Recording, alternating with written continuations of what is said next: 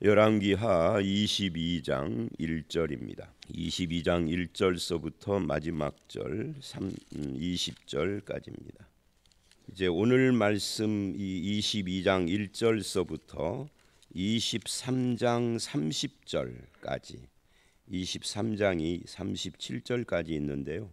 이 30절까지 여기가 요시야에 대한 이야기입니다. 이 요시야는 앞에서도 이제 여러 번 제가 말한 것처럼 이 남유다의 왕들 중에서 가장 믿음이 좋은 사람 중에 하나예요. 아마 다윗 이래로 다윗 이래 믿음의 왕들 그냥 떠오르는 대로 그 외에도 있지만 뭐 여호사밧, 히스기야 이런 사람들이 있잖아요. 뭐 그 외에도 있기는 있지만 우리 귀에 유명한 사람들이 그런 사람들인데 다 흠결이 있었어요. 근데 이 요시야는 그렇지 않아요. 그래서 믿음이 아주 좋은 사람인데 이 요시야는 39세에 죽어요. 그래서 짧은 인생을 살죠. 자, 이 본문 첫 번째 1절과 2절을 보시면 이 첫 번째 문단입니다. 이 요시야에 대한 이야기를 하는데 8세의 왕이 됩니다. 8세면 우리나라 나이 9살, 초등학교 2학년, 그러니까 아무것도 모르는 철부지 같은 나이에 이제 왕이 됩니다. 그 아버지는 국민에 의해서 죽어요.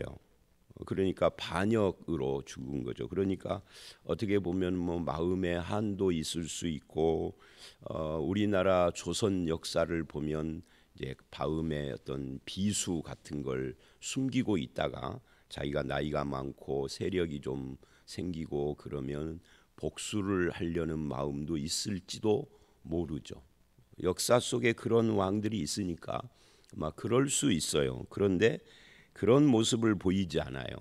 이 요시야는 이제 그렇게 된 이유가 뭐냐 하는 것이 오늘 본문이 말하고 있는 거고, 자기 아버지, 자기 할아버지, 증조 할아버지인 히스기야는 믿음의 사람이지만 이 8살 먹은 아이가 증조 할아버지 얼굴을 봤을 리도 없고, 그러니까 할아버지나 아버지는 봤을 거예요.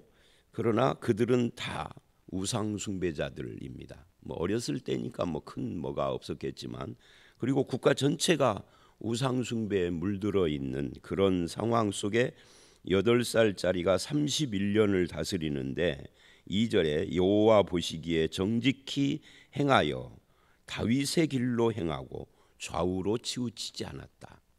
여러분, 그 왕들에 대한 평가 속에 좌우로 치우치지 않았다 이렇게 평가를 받은 왕이 많지 않습니다. 근데 이 요시야는 좌우로 치우치지 않았다. 그러니까 한번 신앙의 길로 들어서서, 태어나서부터는 아닌 것 같고요, 들어서서 그냥 그 길을 쭉 갔다는 그런 이야기이죠. 그런데 39세에 죽어요.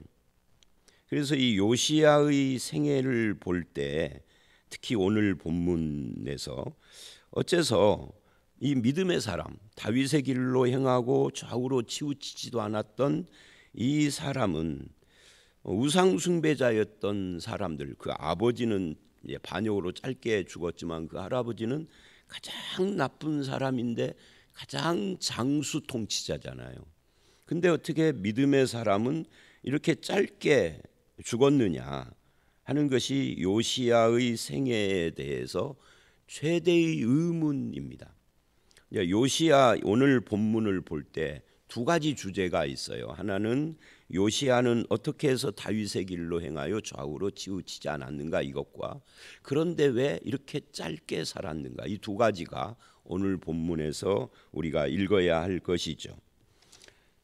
자, 우선 그것은 이제 어떻게 해서 이렇게 짧게 살았느냐 하는 것은 두 번째로 밀어놓고, 여기서는 이 8세 왕이 된 꼬마 왕이 자기 아버지와 할아버지의 악행길을 따라가지 않고 선을 행하고 믿음의 길로 갈 수 있었던 비결이 뭐냐? 우리는 이제 읽어서 그 비결을 이미 봤어요.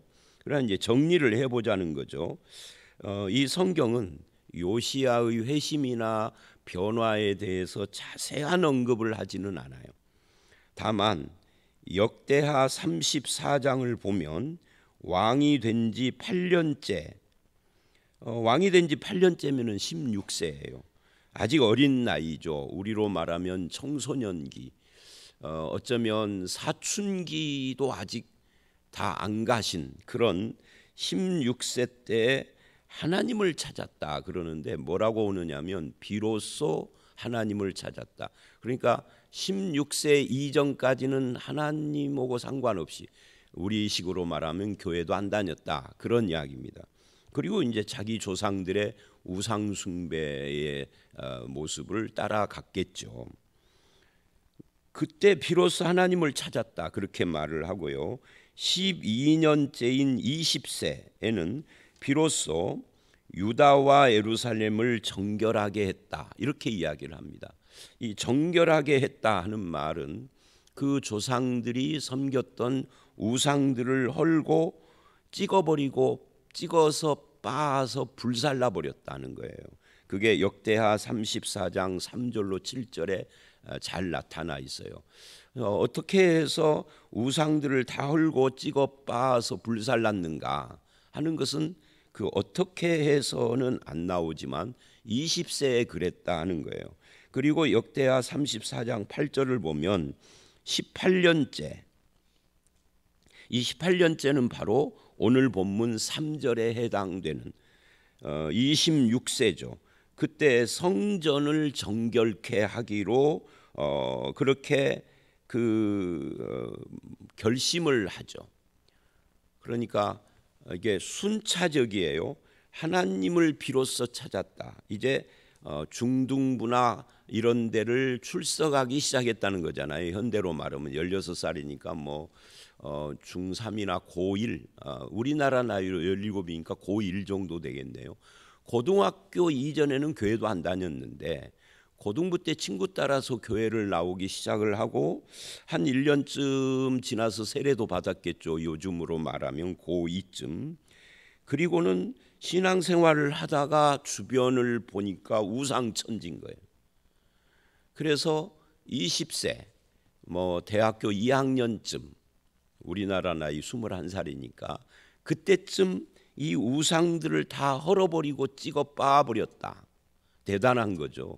이 젊은 친구가. 그리고 26세는 이제 군대 갔다 와서 제대하고 이제 직장을 막 잡은 그런 나이인데 그때 성전을, 이게 근본적으로 성전 자체가 지금 더럽혀져 있구나. 우상이 문제가 아니라 그거를 인식을 한 거예요. 그래서 성전 수리를 성전을 정결케 합니다. 정결케 하는 것을 마치고 오늘 본문처럼 이제 성전이 단순히 우상을 갖다 놓고 이렇게 더럽히고 온 정도가 아니라 생각을 해보세요. 이제 우리 교회당 안에 강대상 옆에 불상이 있고 저 입구에 무슨 무당 깃발이 있고 그런 상황이다 치면 예배당이 온전하겠어요? 그러니까 하나님을 믿는 이 예배당에 대한 귀한 것을 모르니까 뭐 많이 망가졌을 거예요. 그렇게 된 걸 이제 아는 거예요. 그래서 성전을 정결케 했을 뿐만 아니라 다 쫓아내고 다 불살아 버리고 그것만 한 것이 아니라 보니까 의자도 망가져 있고 뭐 이 마이크도 안 나와. 뭐 여러 가지. 그래서 이 수리가 필요하다. 그래야 예배를 하지. 그랬다는 이야기죠. 그러니까 우상으로부터 정결케 하는데 이제 이렇게 얼른 계산을 하면 6년이 걸렸다는 거죠. 우상 놓았던 자리, 여기서 불상은 갖다가 빻아버렸는데 불상 놓은 자리가 그대로 있는 거예요. 이런 것들. 그래서 이런 것들을 완전히 정결하게 하는데 6년이 걸리고 그것은 하나님을 비로소 찾기 시작한 후로 10년째의 일입니다. 마무리가 그때 됐죠. 그만큼 뿌리가, 우상 숭배의 뿌리가 깊이 박혀 있었다 하는 것을 보여주는 겁니다. 이것을 보면 요시야는 16세의 신앙의 눈을 뜨고 4년 만에 우상의 죄악에 대한 어떤 사명감을 깨닫고 우상에 대해서 자각을 하고 사명감을 깨달았다 하는 것을 알 수가 있죠. 그래서 이제 오늘 말씀으로 돌아오면 3절로 7절 이 두 번째 문단이죠. 여기를 보면 요시야 왕 18째 26세죠. 왕이 무슬람의 손자 아살랴의 아들 서기관 사반. 이 서기관 사반이라는 사람이 아주 중요한 사람이에요. 이 여호와의 성전에 보냈습니다. 보내서 이렇게 말을 하죠. 너는 대제사장 hil기야에게 올라가서 백성이 여호와의 성전에 드린 은 곧 문지키는 자가 수납한 은을 계산하여 이제 성전 수리를 지시를 하는 겁니다. 성전 맡은 감독자에게 넘겨주고 그들은 성전에 있는 작업자에게 주고 성전에 부서진 것을 수리하게 하되. 예배당에다가 불상을 놔놨으니까 예수 믿는 사람만 그전에는 와서 예배를 했는데 불자들도 와가지고 예배를 하면서 강대상은 다 부서져 있고 이제 이런 상황이라 이거를 돈 주어서, 은이라는 것은 돈이죠. 돈 주어서 수리하게 하라. 그런데 그 수리를 하게 하되 7절 은을 그들 손에 준, 말하자면 돈, 수리 비용 이거를 회개하지 말지니, 말하자면 영수증 처리도 할 것도 없고 그건 뭐 대차대조표 해가지고 정리를 해가지고 보고 오고 그런 것도 필요 없다. 왜? 내가 보니까 이 사람들은 진실한 사람들이라. 돈 띄어먹을 사람들이 아니다. 그러니까 요시야는 개인적으로만 하나님 앞에서 이런 어떤 회심 또는 신앙 이런 것을 가진 게 아니라 요시야 당대 요시야 주변에는 신실한 사람들이 좀 생긴 거예요. 그러니까 왕이 그러니까 자연적으로 주변도 그러는 거죠. 그럼 교회는 목사 따라간다는 말이 있잖아요. 국가는 대통령 따라가겠죠. 가정은 가장 따라가는 것이죠. 그러니까 요시야 왕이 믿음을 가지고 신실한 삶을 산 지 10년쯤 되니까 주변 사람들도 그런 사람들이 생기고 생길 뿐만 아니라 그런 사람들을 임명하고 했겠죠. 그래서 이 성전 수리를 맡겼는데 이 하나님에 대한 믿음과 사랑의 표현인 거죠. 이 성전 수리. 하나님을, 이게 내가 하나님을 믿고 10년이 되고 보니 처음 믿을 때는 그냥 뭐 은혜 받아서 그것만 생각을 했는데 이제 눈이 뜨이기 시작을 하면서 이게 하나님을 믿으려면 제대로 믿어야 되겠구나. 그런데 하나님을 제대로 믿으려면 어떻게 해요? 구약 시대에는 성전, 신약 시대에는 예배당. 하나님에 대한 믿음과 사랑이 예배당에 대한 사랑하고도 관심과 사랑하고도 연결이 되는 거죠. 내가 이런 분들이 있잖아요. 예수는 믿는데 교회는 싫어 하는 사람들이 있어요. 지금 105세 된 김형석이라는 교수 출신 유명하죠. 아직도 살아서요. 105세인데 지금도 산책을 해. 산책도 오고 강연도 오고. 그 양반 대단한 사람이에요. 근데 그 사람이 그리스도인, 기독교인이라는 건 사람들이 잘 모릅니다. 근데 기독교인인데 문제는 이분이 기독교인인데 교회 출석을 안 해. 이게 참 우리 이럴 때 곤란한 것을 우리가 뭐라고 그러죠? 거시기해요. 분명히 예수 믿는다고 본인이 그래요. 그리고 믿어요, 실제로. 교회 출석을 안 해요. 이 교회를 사랑하지 않는데 하나님을 사랑할 수 있을까? 제가 말하는 교회는 이 건물을 말하는 게 아닙니다. 건물 예배당이 아니라 하나님의 사람들의 모임이라고 하는 이 교회. 하나님을 믿고 사랑하는 사람은 교회를 사랑해야 돼요. 즉 나와 함께 예수를 믿는 다른 형제 자매들을 사랑한다 그 말이죠. 그리고 그들의 공동체를 사랑한다 하는 거예요. 그렇게 해야 예배가 회복되죠. 혼자 예배할 수도 있지만 그거 온전한 예배라고 할 수 없죠. 가끔씩 무슨 문제가 생겼을 때 혼자 예배할 수 있어요. 예를 들면 내가 교통사고 나서 병원에 입원했는데 예배당에 어떻게 가? 그런데 주일날 병원에 누워 있는데 휠체어도 못 타는 입장이에요. 그럼 어떻게 할 거예요? 거기서 기도하면 되죠.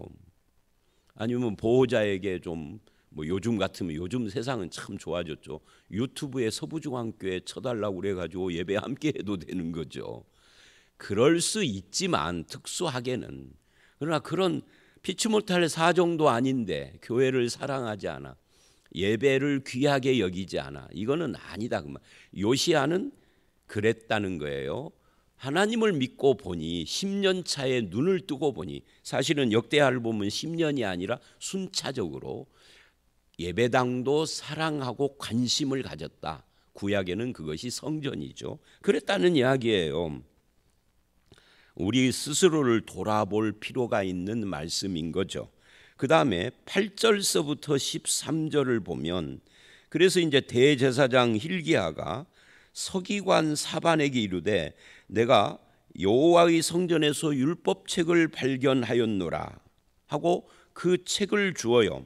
여러분, 율법책이라는 게 뭐죠? 구약을 우리는 둘로 나눠요. 예수님도 구약을 둘로 나눴죠. 우리 성경에는 구약이 둘로 나눠지지 않고 몇 개로 나눠져요. 우리 성경의 구약은 어떻게 나눠지죠? 모세오경, 역사서, 시가서. 시가서라는 것은 욥기, 시편, 잠언, 전도, 아가예요. 그리고 대선지서, 소선지서, 이렇게 5개로 나눠요. 대선지서, 소선지서를 그냥 선지서하고 통합을 해도 4개로 나눠요. 근데 신약 그 복음서 시대의 예수님이나 제자들은, 또는 복음서를 기록한 사람들은 이런 말을 자주 하죠. 율법과 선지자. 그러니까 예수님 시대의 사람들은요, 구약을 율법, 즉 모세오경입니다. 창출, 레민, 신, 신명기까지, 그리고 여호수아서부터 말라기는 전체가 뭐 역사서, 시가서, 선지서가 아니라 다 선지자예요. 심지어 모세도 선지자예요. 그가 기록한 책은 율법책이지만, 그래서 여기서 율법책을 발견했다, 이 말은 모세오경을 발견했다는 거예요. 근데 이게 참 희한해요. 우리 입장에서 보면 우리는 성경이, 신구약이 66권이 하나로 되어 있는, 여기에다가 뭐 어떤 저기는 찬송가까지 붙어 있는 한 권짜리를 갖고 있어서 이게 이해가 안 되지만, 이게 구텐베르크 그 인쇄술 발견 이전까지는 이 성경들이 통합해서 하나로 이렇게 할 수가 없었어요. 왜? 부피가 너무 크니까, 두루마리식이고. 그래서 66권이지만, 그리고 한 권의 성경이라고 부르지만 사실상으로는 다 하나하나, 창세기 따로, 출애굽기 따로, 말라기 따로, 마태복음 따로, 따로여서 돈 많은 사람 아니고는 가질 수도 없을 만큼. 그래서 교회에 와가지고 주일에 한 번씩 목사가 읽는 성경을 듣는 것이 성경 아는 것 전부 다였어. 그래서 예배 시간이 오늘날처럼 1시간이 아니라 길었죠. 초대교회는 하루 종일 걸리기도 하고, 그러니까 아침에 와가지고 점심 먹기 전까지 계속 예배 시간인 거예요. 점심 먹고 좀 쉬었다가 이제 오후에도 계속 그런 시기였던 거죠. 그래서 예배 시간이 따로 1시간, 예배 빨리, 우리 이제 요즘 같은 경우에는 설교가 길어지고 예배가 길어지면은 중간에 설교 끝나기 전에 설교만 일어나 나가는 사람도 있잖아요. 근데 뻔한 거예요. 지금 어디 갈 데가 있는 거예요. 근데 초대교회는 안 그러죠. 그냥 교회 오면 하루 있는 거예요. 근데 초대교회만 아니라 제가 어렸을 때도 시골에 살 때 보면은 그 시골에서 더 시골 있어요. 이제 면소재지의 교회가 하나 정도 있었고, 그때는 60년대 이런 때는. 그리고 이제 리 단위로 가면은 뭐 30분 거리, 1시간 거리, 어떤 때는 1시간 반 거리에서도 와요. 그러고 오면은 아침 예배 끝나고 저녁 예배, 그때는 오후 예배가 아니니까 집에 갔다가 1시간 반을 걸어갔다가 1시간 반을 또 올 수가 없어.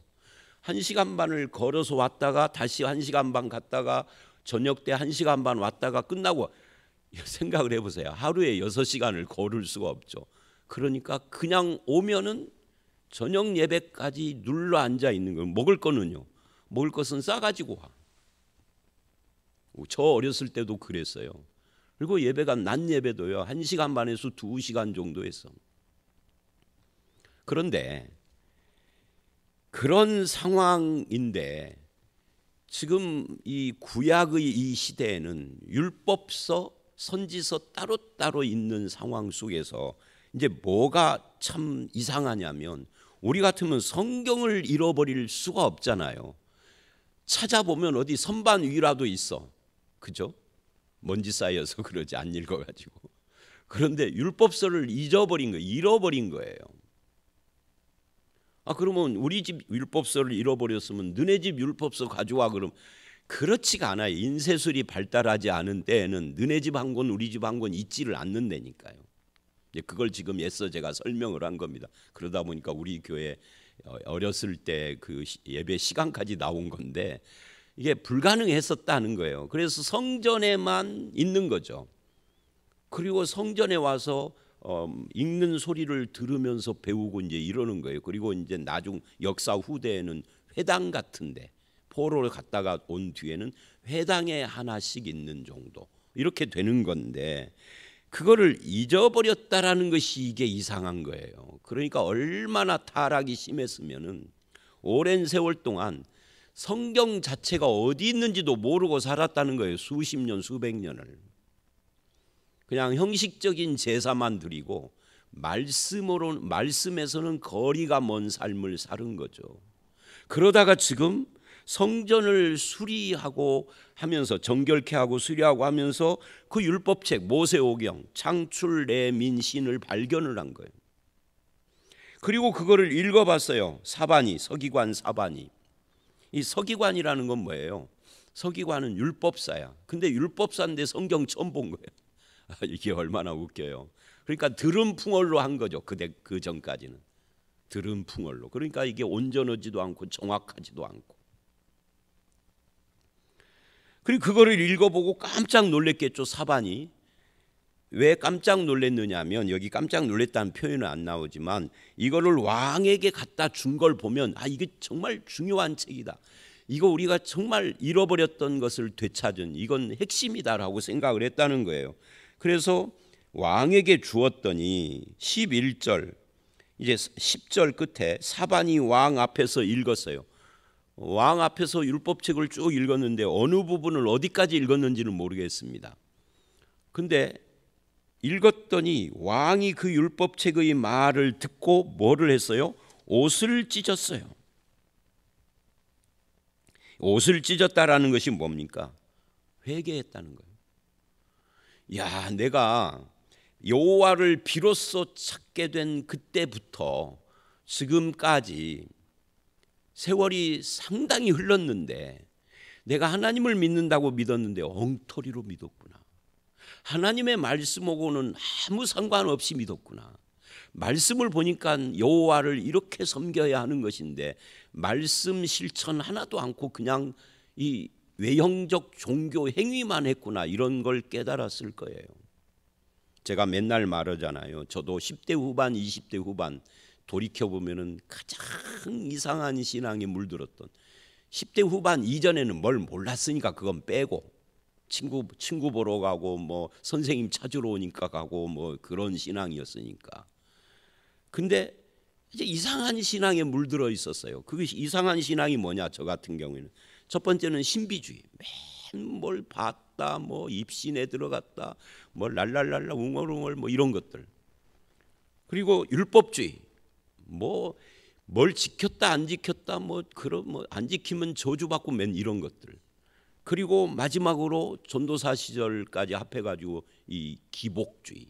맨날 복 받는 이야기만 해. 요 세 가지에 물들어 있다가 언제 제가 신앙이 제대로 돌아온 줄 아세요? 뭐 이미 다 아시죠. 제가 하도 여러 번 말을 해서 결국은 성경 말씀을 제대로 읽기 시작하면서 이게 잘못 믿었구나. 그런 거예요. 그래서 우리 집사람하고 제가 사귀기 시작한 것은 오래됐는데 이제 결혼하자까지 됐을 무렵에 처음 그 신비주의에 물들은 그 교회에서 만났는데 그 교회 목사를 만나고 둘이 돌아오면서 이제 이 목사님 끊자 그랬어요. 제가 아니더라. 말씀을 보니까 아니더라. 그러니까 이 요시야도 똑같은 거예요. 말씀을 보니까 내가 잘못 믿었구나. 물론 하나님은 그 전에 믿은 것은 뭐 무시하고 그런 건 아니지만 이제 제대로 정신을 차렸다 이 말이에요. 그래서 이거 회개를 한 거예요. 그러니까 종교 개혁. 이 말 시간이 지났지만 이 말도 해야 되겠네요. 요즘 한국 교회는 난리가 났습니다. 여러분은 모르지만 저한테도 어제 어떤 메시지가 왔어요. 뭐 서울 사랑의 교회 부목사라고 하면서 목사님 10월 27일 날 광화문에 참여하실 성도들 몇 명입니까? 그래서 내가 문자를 보냈어. 그 집회가 옳다고 보느냐 하고. 여러분 10월 27일 날 뭐 한국 기독교가 200만이 모인대요. 그런데 무슨 10월 27일 기독교 혁명의 날 뭐 이런 타이틀이에요. 근데 여러분 회개는 어떻게 하는 거죠? 지금 요시야처럼 이렇게 하는 거예요. 하나님의 말씀 앞에 옷을 찢고 집단으로 모여서 퍼포먼스, 압력, 정부에 대한 압력 행사, 국회에 대한 압력 행사 그런 것이 아니고 말씀 앞에 자기 개인이 옷을 찢고 옷을 찢는 건 마음을 찢는 거예요. 그리고 철저하게 엎드려 잘못했습니다 그러는 거죠. 누구에게 압력 행사하는 것이 아니에요. 한국 교회가 타락했다는 것이 그런 거예요. 내가 아닌 누군가의 대상에게 압력을 행사하는 집단주의, 세력화되어 있는 이 잘못된 거예요. 그래서 내가 신랄하게 문자를 써서 보내서 부목사가 무슨 죄겠습니까? 위에서 시켜서 그랬겠지만 자 어쨌든 그리고 이제 13절을 보면 자기만 그런 것이 아니라 너희는 가서 이 책의 말씀 이 발견한 책의 말씀에 대하여 여호와께 물어라. 우리 조상들이 책의 말씀을 듣지 아니하며 이 책을 우리를 위하여 기록한 모든 것을 행하지 아니하여서 하나님이 우리에게 진노를 내렸다. 그러니 가서 물어라. 누구에게 물어야 하니? 선지자에게 물어라. 선지자는 말씀 전하는 자인데 자기만 회개한 것이 아니라 이걸 백성에게 또 적용을 시키고자 하는 거죠. 그래서 가서 여선지 훌다에게로 나아가서 물어요. 여러분이 뭐 여자는 목사가 될 수 있냐 없냐 논란이 많지만 일단 구약을 보면 여선지도 있고요. 그 뭐 드보라 같은 여자 사사도 있었고 하나님은 인간은 남녀 어쩌고 그러지만 하나님은 남녀 차별하는 것 같지도 않아요. 자 어쨌든 그랬더니 이 여선지 훌다가 뭐라고 합니까? 이렇게 이야기를 해요. 20절까지 14절로 20절 이 책의 말씀대로 16절 이 책의 말씀대로 왕이 읽은 이 책의 말씀대로 재앙을 내릴 것이다. 왜? 이는 이 백성이 나를 버리고 다른 신에게 분향하여 그들의 손의 모든 행위로 나를 경노하게 하였습니다. 그러므로 내가 이곳을 향하여 내린 죄와 진노가 꺼지지 아니하리라. 즉 이미 결정된 심판 돌이킬 수 없다 하고 심판을 이야기를 해요. 자, 그거는 그렇고요. 첫 번째 초점, 이 책의 말씀, 책을 발견하고 읽고 왕이 회개를 하고 그리고 선지자에게 묻고 선지자는 이 책의 말씀대로 이루어질 것이다라고 한 이게 첫 번째. 두 번째는 15절과 18절, 특히 18절 유다 왕에게 이렇게 말을 하라. 내가 19절 내가 이곳 주민에 대하여 빈터가 되게 하고 저주가 되리라 한 말을 네가 듣고 겸비하여 겸손 옷을 찢고 통곡하여 즉 회개했으므로 나도 네 말을 들었다. 너의 그 회개를 들었다. 그래서 어떻게 한다? 회개를 들었으니까 권사님 이제부터 요시야는 이제 승승장구 출세하고 잘되고 뭐든지 하는 일이 다 빵빵하게 되고 장수에서 100살을 살고 아니 김영석 씨처럼 105세를 살아도 산책을 하고 가 아니고 네가 회개했으므로 너는 일찍 죽을 것이다예요. 왜죠? 하나님께 내리는 재앙을 네 눈으로 보지 않도록 너에게 복을 내리겠다야. 야, 이 반전이죠, 반전. 이렇게 회개했으므로 복을 주어 네가 잘되게 하겠다가 아니라 일찍 죽을 것이다. 하나님이 심판이 이미 작정된 거라 이걸 돌이킬 수 없. 네 눈으로 심판, 네 자식들 심판받는 걸 안 보게 해줄게야. 야, 이 하나님의 말씀은요 우리 생각을 완전히 뒤집는 겁니다. 요시야가 39세의 짧은 인생을 산 이유입니다. 하나님 믿는 신앙은 어떤 공식에 대입돼서 이러면 저것이 나온다가 절대 아니다. 사람 따라 다 다르다 하는 것을 알 수가 있습니다. 자, 시간이 많이 갔으므로 여기까지만 하겠습니다. 오늘 말씀의 결론은 하나입니다. 하나님의 말씀 앞에 서라. 하나님의 말씀 앞에서 회개하고 하나님의 말씀을 붙드는 믿음을 가져야 하고, 우리가 기도를 해도 말씀 붙들고 하는 것이고, 우리의 삶의 모든 것이 말씀의 반응으로, 여러분이 말씀 앞에 서서 하나님의 말씀과 함께 동행하며 말씀에 근거하고 기초한 신앙생활을 하는 성도들이 다 되시기를 주의 이름으로 축원합니다. 함께 기도하겠습니다. 하나님, 요시야가 다윗의 길로 행하여 좌우로 치우치지 않았다라고 하는 평가를 받게 된 근본 원인이 말씀을 발견하는 데서부터 시작된 것을 봅니다. 그 이전부터 하나님이 요시야에게 은혜를 베풀어 하나님을 찾게 하시고 말씀 앞에 옷을 찢는 그런 열매를 맺으며 자기 혼자의 회개로 끝나지 않고 나라 전체를 개혁을 했던 것을 봅니다. 아버지 하나님, 우리도 말씀 따라 살게 하시고 말씀을 붙잡고 회개도 하고 믿음을 세우게 하시며 말씀의 통치 아래서 아버지 하나님 순종하는 그런 성도의 삶을 살아가게 하시며 각 사람에게 주신 하나님의 뜻을 따라 살아가는 우리 모두가 되게 해 주시옵소서. 하나님을 믿고 사랑하는 자, 교회도 사랑하는 자로 살게 하여 주실 줄 믿사옵고 예수님 이름으로 기도드렸사옵나이다. 아멘.